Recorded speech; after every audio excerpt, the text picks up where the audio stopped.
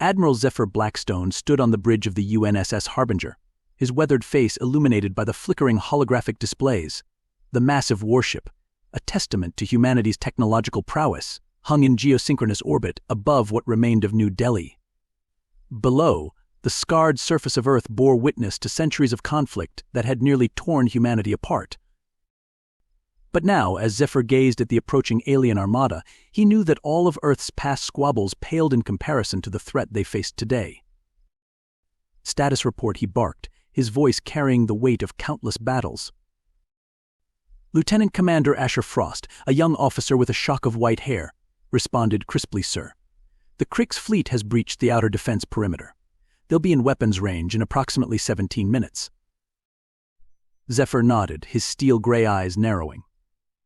"And our allies?" "The Martian Confederation and Lunar Republic forces are in position," Admiral replied Captain Dante Rivera, his dark features set in grim determination. "The Asteroid Belt Collective is providing long-range support." For the first time in centuries, humanity stood united. The great diaspora that had scattered their species across the solar system now served as their greatest strength. Each faction brought unique technologies and tactics to bear against the Krix, a silicon-based lifeform that sought to strip mine inhabited worlds for resources. Zephyr allowed himself a thin smile. "Inform all commands Operation Endgame is a go. May whatever gods are out there have mercy on us all." As the orders were relayed, Zephyr's mind drifted to the long and bloody road that had led them here. The resource wars of the 22nd century had nearly destroyed Earth, leaving nations fractured and billions dead. The subsequent colonization of the solar system had been driven as much by necessity as by scientific curiosity. For generations, humanity had continued its infighting. Earth, Mars, Luna, and the Belt all vied for dominance, their conflicts ranging from cold wars to outright skirmishes. It wasn't until the Krix arrived, methodically harvesting the outer planets, that the species finally realized the true cost of their disunity. A sudden klaxon jerked Zephyr from his reverie. "Multiple hyperspace signatures detected," shouted Asher. "It's the Krix main fleet." The bridge erupted into controlled chaos as officers relayed information and executed pre-planned maneuvers. Zephyr watched as the massive holographic display came alive with hundreds of enemy ships, far more than their intelligence had suggested. "Well," muttered Dante, "I guess this is why they call it the Last War." Zephyr squared his shoulders. "Indeed. All ships commence firing. Let's show these silicon bastards what humanity can do when we work together." The space around Earth lit up as thousands of energy weapons discharged simultaneously. The combined firepower of humanity's fleets tore into the Krix armada, destroying dozens of ships in the opening salvo.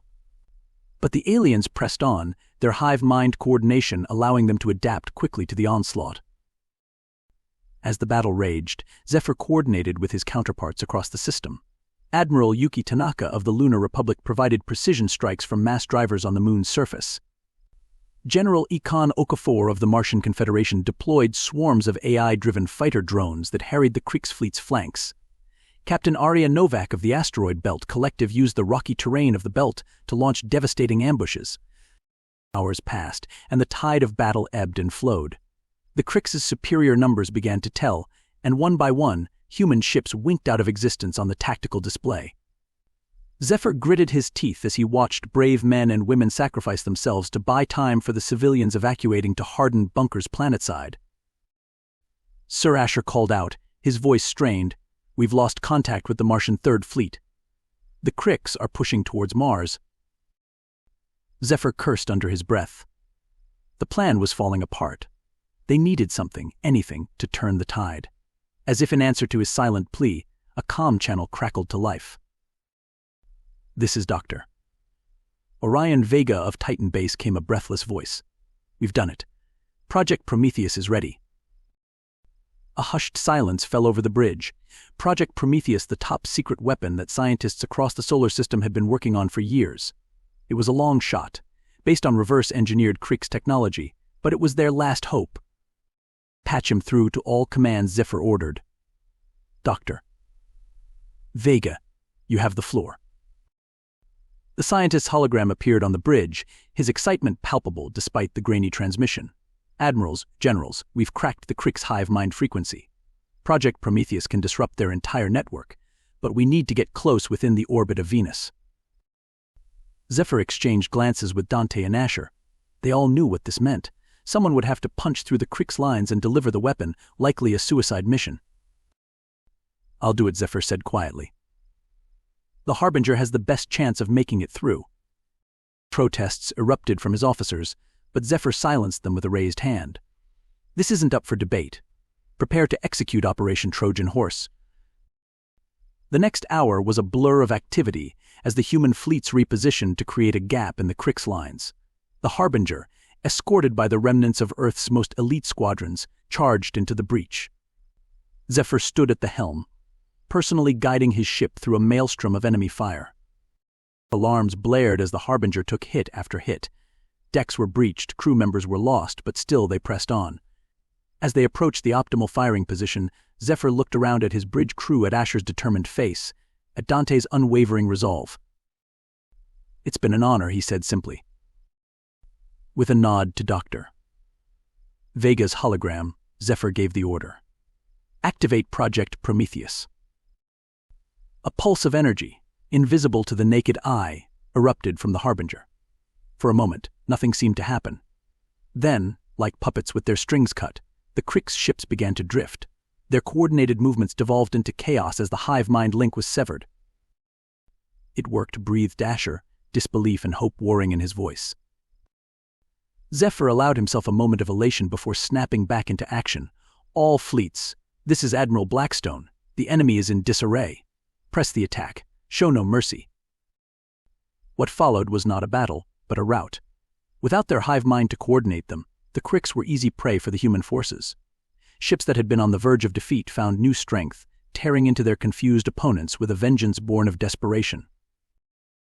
As the last Crick's ship was destroyed, a cheer went up across all channels. Humanity had done the impossible. They had faced extinction and emerged victorious. In the days that followed, as the solar system began the long process of rebuilding, Zephyr found himself in meetings with leaders from every human faction. The cooperation that had won them the war now turned towards securing a lasting peace. On the eve of signing the Sol System Concordat, a document that would unite humanity under a single banner for the first time in history, Zephyr stood with Dante and Asher on an observation deck of the lunar capital. "Do you think it'll last?" Asher asked, gazing at the Earth hanging in the black sky. "This peace we fought so hard for."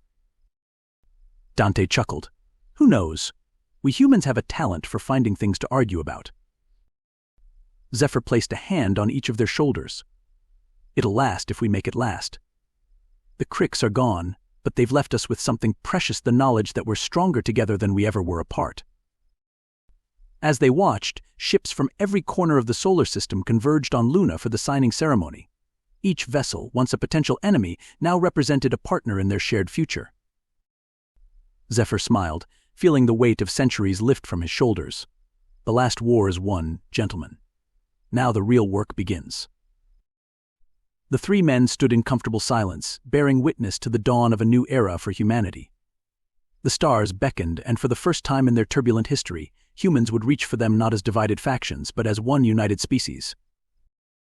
The last war was indeed won, and with it, humanity had finally grown up.